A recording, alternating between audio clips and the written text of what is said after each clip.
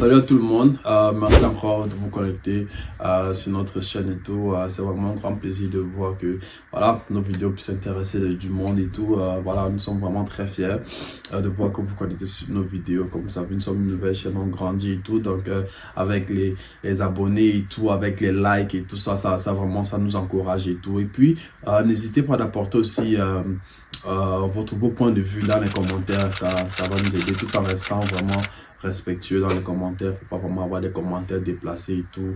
Vraiment, faut être respectueux dans les commentaires. Voilà, donc c'est vraiment encourageant de voir que voilà, vous connectez sur la chaîne et voilà, on fait partie d'une grande famille. Donc voilà, restons toujours connectés et puis on va s'actualiser et tout ça, on va échanger ensemble sur différents sujets. Aujourd'hui, on continue avec quel est l'avantage ou bien voilà, est-ce que c'est vraiment nécessaire de faire ses études au Canada. Sur l'ancienne vidéo, on a parlé du point positif, vraiment de l'avantage. Et maintenant, sur cette vidéo, on va parler du côté négatif. Donc, si vous n'avez pas encore eu à regarder le côté positif de faire ses études au Canada, donc vous pouvez regarder cette vidéo ici, là, juste à côté. Et voilà, avant de venir peut-être regarder le côté négatif, là, vous pourriez avoir, n'est-ce pas, les deux points de vue. Donc, le côté négatif de faire ses études au Canada. Donc, je dirais le côté négatif, c'est beaucoup plus dans l'ordre financier que toute autre chose. Parce que il y a en fait, tu veux dire, bon, il y a beaucoup d'avantages à faire ces études au Canada. Surtout si vous voulez faire votre vie au Canada, surtout si vous voulez travailler au Canada et tout. Vraiment, c'est très, très avantageux de faire vos études au Canada. Mais il y a aussi le côté financier qui peut vraiment peser beaucoup, qui peut beaucoup peser. Voilà, je sais que plein de personnes viennent là et se disent voilà, lorsqu'on fait ses études au Canada et tout, quelques avantages encore que je vais ajouter. Voilà, lorsqu'on fait ses études au Canada et tout, c'est facile. Après peut-être nos 2 ans d'études, on a possible d'avoir 3 ans de permis de travail et puis après c'est facile pour nous d'intégrer, avoir la résidence permanente et tout, et puis voilà, faire sa vie. Ça, c'est vrai, c'est aussi vraiment un gros avantage. Comme je l'ai dit, vraiment, si vous comptez faire votre vie au Canada, si vous comptez travailler au Canada, c'est très avantageux pour vous de faire vos études au Canada. Mais, il y a un facteur finance. Et je dirais aussi, c'est pas, même si vous voulez faire votre vie au Canada, c'est pas nécessairement obligé de fréquenter au Canada. Donc, on va voir un peu les différentes variables.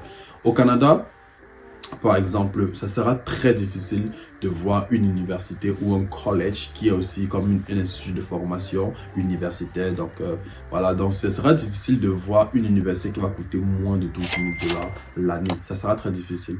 Et même si lorsqu'on parle même de 12 000 $, c'est vraiment pour soit des petits programmes ou bien vraiment des institutions universitaires qui voilà, qui sont pas trop peut-être connues, bien des nouvelles universités là qui essaient un peu de se faire un nom et tout ça.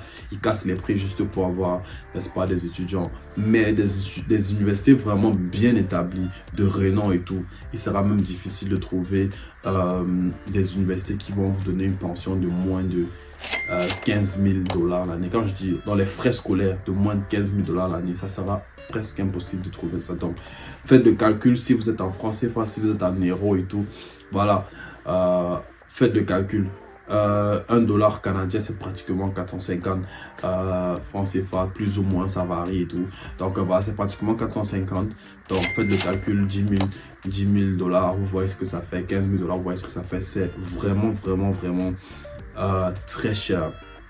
C'est très cher et c'est pas à la portée de tout le monde. Si le facteur argent n'est pas un problème pour vous, vraiment, by all means, comme on dit en anglais, venez faire vos études au Canada parce qu'il y aura beaucoup d'avantages. Mais si le facteur finance est quelque chose pour vous, et surtout comme je sais que voilà, peut-être nos frères là, nos cousins là en Afrique, vous savez, ça accouche beaucoup. Nous sommes dans des grandes familles et tout, donc des fois on n'est pas le seul enfant, on n'est pas la seule personne que les parents doivent prendre soin. Donc voilà, si l'argent vraiment c'est limité, s'il n'y a pas vraiment assez d'argent, surtout si on vient d'une grande famille, vraiment le Canada, ça ne sera pas l'idéal. Parce que vous allez dépenser beaucoup d'argent. Et même si lorsqu'on parle même du permis de travail de 3 ans, il va falloir que vous ayez fait un programme d'au moins 2 ans. Ça veut dire que, imaginez, 15 000 $ x 2, ça fait pratiquement 30 000 $ que vous devez payer pour vos études de minimum 2 ans. 30 000 $, c'est énormément d'argent. C'est vraiment, vraiment beaucoup, beaucoup, beaucoup d'argent. Donc, il y a deux alternatives. Il y a vraiment des alternatives à le faire. La première alternative, ça sera de fréquenter vraiment au bled. Ça veut dire quand je dis au bled, vraiment en Afrique. Parce que là, vraiment, l'université, ça serait un peu plus moins cher. On serait dans notre pays de naissance, on serait dans notre pays d'origine et tout. Voilà. Essayer d'avoir ce diplôme au bled, en Afrique et tout. Et ça, c'est vraiment pour ceux qui vraiment, vraiment, vraiment, c'est compliqué. Niveau argent, c'est compliqué. Vraiment, vraiment, si c'est très compliqué niveau argent, rien ne sert ça ne sert à rien de se précipiter à l'étranger. C'est tout parce que voilà, non, ça sert à rien de se précipiter à l'étranger. Autant mieux fréquenter au bled. Pourquoi? Parce que lorsque vous avez un diplôme au bled, comme la licence, le master et autres, il y a des grandes chances que lorsque vous aurez l'opportunité de venir au Canada et que vous fassiez l'équivalence de vos diplômes, vous aurez la possibilité d'avoir le même niveau scolaire au Canada. Donc ça veut dire qu'on va vous donner le crédit de faire, d'avoir ce niveau scolaire. Et maintenant, ceux qui veulent fréquenter en Afrique ou bien dans le pays d'origine, je vous conseillerais d'aller dans les universités publiques. Allez vraiment dans les universités publiques. Les universités privées et tout, ouais, voilà, ça fait beaucoup de publicité et tout. Là-bas, on croit que c'est les meilleurs et tout. Ils ont dit qu'ils ont des contrats partout, juste pour amener les gens à venir fréquenter là-bas. Mais après, derrière, on fait l'équivalence et puis, voilà, peut-être l'université n'est pas reconnue et tout ça, ça fait que vous perdez un peu d'opportunités. Mais si vous faites vos études dans des universités publiques, ça veut dire les universités d'État, de l'État, il y a des grandes chances que l'université sera reconnue parce que c'est une institution du gouvernement et tout. Donc, vos études seront reconnues et tout ça, votre université sera reconnue et vous aurez une chance d'avoir un travail ici avec votre niveau d'études que vous avez fait au bled. Donc, vous allez me dire maintenant, ouais, je fréquente au bled et puis après, ça se passe comment, j'arrive là-bas, comment et tout. Il y a beaucoup de procédures pour arriver au Canada. Donc, c'est pas forcément obligé de venir en tant qu'étudiant. Vous pouvez venir en tant que travailleur. Vous pouvez venir en tant que travailleur qualifié avec votre résidence permanente. Maintenant, c'est vrai que les deux autres alternatives, c'est un peu plus compliqué relativement à celui qui veut venir en tant qu'étudiant. Parce que celui qui veut venir en tant qu'étudiant, là où ça compte beaucoup, c'est peut-être avec la preuve de fonds. Parce que le gouvernement va se demander, ok, combien de fonds vous avez et tout ça pour pouvoir venir en tant qu'étudiant. C'est vraiment ça le plus gros facteur. Mais les autres, il y a beaucoup de critères qu'on regarde. Le gouvernement va vraiment regarder beaucoup d'autres choses que au niveau des études, on va pas trop regarder ça parce qu'on suppose que vous venez faire les études. Donc voilà, c'est vrai que la procédure de venir en tant que travailleur ou bien de venir en tant que résident permanent est plus compliquée, est plus compliquée que venir en tant qu'étudiant, mais c'est une possibilité. Vous pouvez venir de ce côté-là. Et aussi, il y a la possibilité de trouver un travail étant dans votre pays d'origine. Parce qu'il y a beaucoup ne le savent pas, mais il y a des entreprises que le gouvernement a donné la possibilité d'employer, n'est-ce pas, des personnes qui sont à l'extérieur du Canada. Si j'ai la possibilité, je vais regarder le lien, je vais laisser ça dans la description pour ceux qui sont intéressés. Voilà, donc il y a des entreprises qui peuvent employer des gens qui sont à l'extérieur du Canada. Ça veut dire que vous avez fait vos études et tout, et puis vous postulez dans ces entreprises-là. Si vous êtes retenu, l'entreprise va vous aider aussi avec la démarche pour avoir un permis de travail. Mais après, bon, derrière, peut-être vous aurez un permis de travail fermé, c'est-à-dire que vous aurez seulement la possibilité de travailler avec cette entreprise-là. Mais du moins, vous êtes au Canada et tout, donc vous aurez la possibilité d'être au Canada, vous aurez la possibilité d'avoir un travail et vous commencez à partir de là. Donc, c'est une possibilité, c'est pas peut-être la meilleure, mais voilà, c'est déjà une possibilité. Pour ceux vraiment, désolé, pour ceux vraiment qui ont vraiment des fonds très limités. Pour ceux qui ont un peu plus de fonds et qui ont un peu plus d'argent, mais peut-être qui n'ont pas extravagamment beaucoup d'argent, mais qui ont quand même déjà un peu de l'argent quand même, ils sont assez aisés. Ça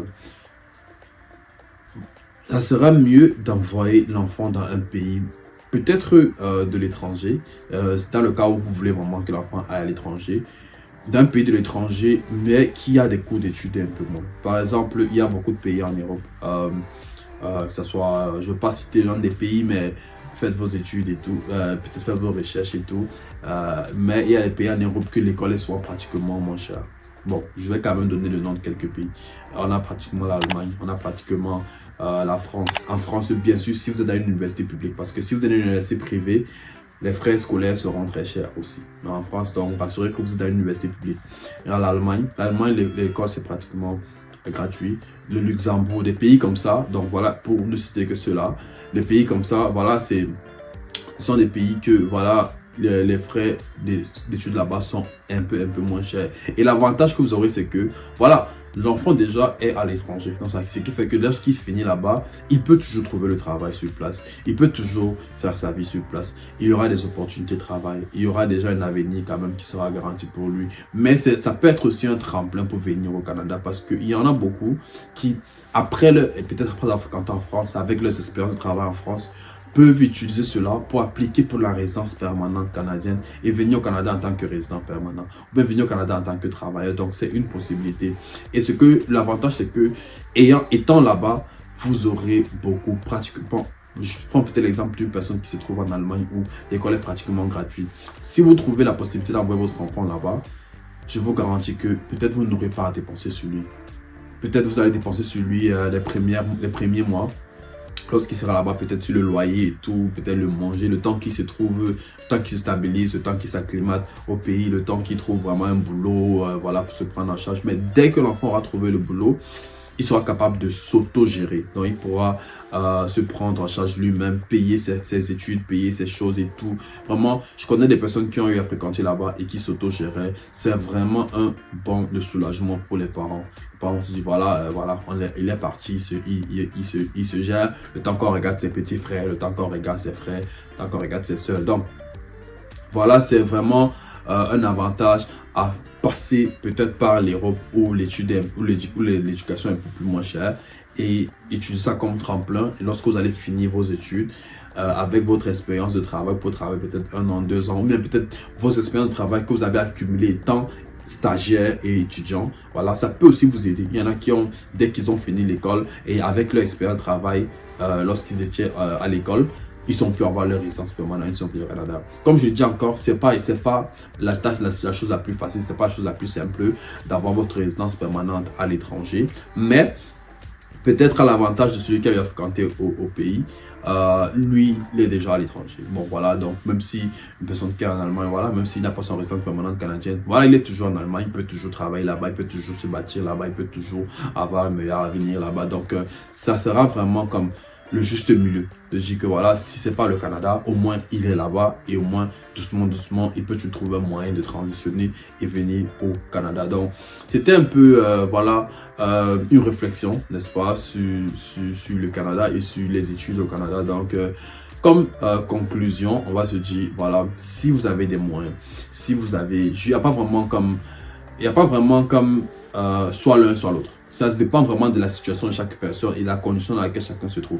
Si vraiment vous avez des moyens et que vous n'avez le facteur argent n'est pas un problème pour vous, vraiment envoyez l'enfant au Canada direct. Envoyez l'enfant au Canada direct, il se forme, il fréquente, il a le niveau scolaire qu'il peut avoir, il finit, il y aura de grandes chances qu'il va trouver le travail et tout. Il aura vraiment une bonne plus-value devant les entreprises et tout. Donc voilà, envoyez l'enfant au Canada. Si vous pensez que votre enfant doit faire la médecine, votre enfant doit être ingénieur et tout, et que vous avez en vue de qu'il soit au Canada, vraiment envoyez-le directement au Canada, parce que ce qui se passe, c'est que s'il va dans un autre pays, il fait la médecine là-bas, il fait l'ingénierie là-bas, et qu'il veut venir au Canada, ça sera compliqué pour lui de venir au Canada et de travailler en tant que médecin. Ça va prendre peut-être un temps d'adaptation, un temps de prendre encore peut-être quelques cours, peut-être quelques tests, quelques examens et tout, avant de pouvoir vraiment s'immerger dans le circuit canadien. Pareil pour l'ingénierie, en fait, pareil pour la majorité des métiers techniques. Donc voilà un peu dans ce cas-là. Maintenant, pour ceux que voilà, le facteur argent c'est un problème, voilà, les revenus peut-être, on ne sait pas, peut-être maintenant c'est bon et puis après on ne sait pas demain, voilà, c'est comme ça, c'est pas stable et tous les revenus sont pas stables. Et pour ceux peut-être même qui n'ont pas grand-chose, qui ont juste le nécessaire, le strict minimum pour s'occuper de la famille et tout, et non pas assez pour dépenser, même ne serait-ce que pour faire voyager l'enfant, vraiment, voilà. Vous pouvez soit laisser d'abord l'enfant au pays, il fait ses études, il a peut-être sa licence, il a peut-être son master, et après cela, il fait sa procédure, qu'il vienne en tant que travailleur ou bien qu'il vienne en tant que résident permanent. Donc voilà, ou bien pour ceux qui en ont un peu quand même et que plus ou moins stable, vous pouvez envoyer l'enfant à passer par l'Europe, par quelques pays qu'on a cités tantôt. Et voilà, après ces études là-bas, il peut toujours soit rester là-bas, travailler, soit, n'est-ce pas, appliquer aussi pour sa résidence permanente et venir au Canada. Donc voilà un peu les deux orientations pour tous ceux qui aimeraient venir fréquenter au Canada et qui se disent, voilà, est-ce que c'est vraiment nécessaire, est-ce que c'est vraiment, voilà, porteur de venir fréquenter au Canada. Donc voilà un peu les deux orientations. J'espère que ça vous a aidé, j'espère que cette vidéo vous a plu. N'oubliez pas de lâcher un pouce bleu et vraiment de vous abonner si la vidéo vous a plu et de partager aussi la vidéo à tous ceux que vous pensez que ça peut intéresser. Merci beaucoup et à bientôt.